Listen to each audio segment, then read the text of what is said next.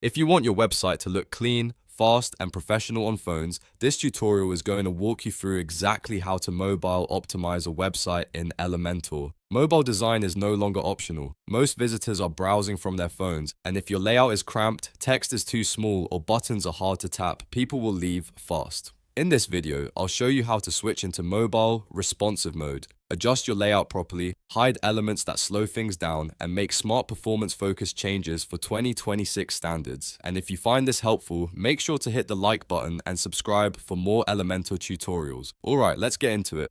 The first thing you want to do is open your page inside the Elementor editor. Once you're in the editor, look at the top center of the toolbar. You'll see the responsive preview icons for desktop, tablet, and mobile. Click the mobile icon to switch your canvas into mobile preview mode. This is where you'll be able to see exactly how your page looks on a phone, which is the best way to catch layout problems before your visitors do. Now that you're in mobile view, it's important to understand how Elementor handles device-specific settings. A lot of controls in Elementor, including typography, padding, margin, and alignment, have a small device icon beside them. That icon tells you the setting can be customized for each screen size. So if you make a change while mobile is active, that change will only affect the mobile version of your site. That means you can keep your desktop design intact while creating a cleaner experience for phone users. Let's start with layout. On mobile, content usually stacks vertically, which is normal and often the best choice. But if you want two items side by side on a smaller screen, you can manually control the width. Select the first column or container and set its width to 50%.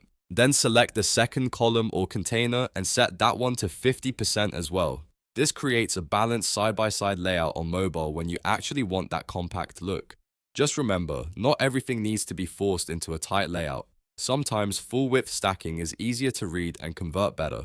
Next, let's adjust typography. Tap on a heading or text element, then go to Style, then Typography. Here you can change the size so it fits better on mobile screens. Make sure the mobile device icon is active before you edit the value, otherwise you could accidentally make your desktop text too small. For mobile, you usually want headings large enough to stand out, but not so large that they wrap awkwardly across multiple lines. The goal is readable, clean, and visually balanced text. After that, move into spacing. Go to the Advanced tab of a section or widget and check the padding and margin settings. Desktop spacing is often way too wide for mobile, so this is one of the most important steps. Tighten the spacing where needed, and in some cases, you may want to reset the padding and margin entirely for mobile. That helps your content fit better on smaller screens and prevents huge empty gaps that make the page feel broken or unfinished.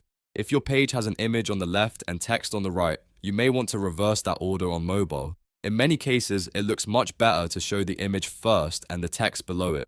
To do that, select the container, go to Advanced, then Responsive, and look for the Reverse Columns option for mobile. Toggle it on if the mobile layout feels more natural that way. This is a simple change, but it can dramatically improve the flow of your content on phones. Now let's talk about hiding elements. Not every section is necessary on mobile, and some elements can actually hurt the experience. For example, a heavy video, a large banner, or a crowded section might slow down the page or make it feel cluttered. If that happens, select the widget or section, go to the Advanced tab, then Responsive, and enable Hide on Mobile. In the editor, the element may appear grayed out, but it will stay invisible on real mobile devices. This is a great way to keep the mobile version of your site focused and fast. For modern performance in 2026, you also want to think beyond layout and focus on speed. Elementor's Flexbox containers are a better choice than the older section and column structure because they create flatter, more efficient HTML.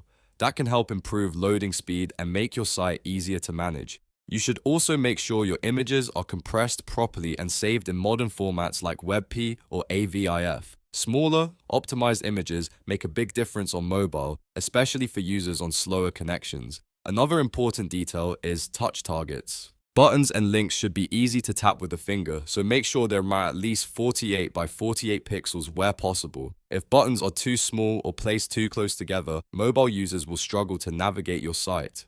Good touch spacing improves usability and can also reduce frustration, which is great for engagement and conversions. Once you've reviewed your mobile layout, spacing, typography, hidden sections, and performance choices, it's time for the final step. Go to the top right of Elementor and click Update to save your mobile-specific changes.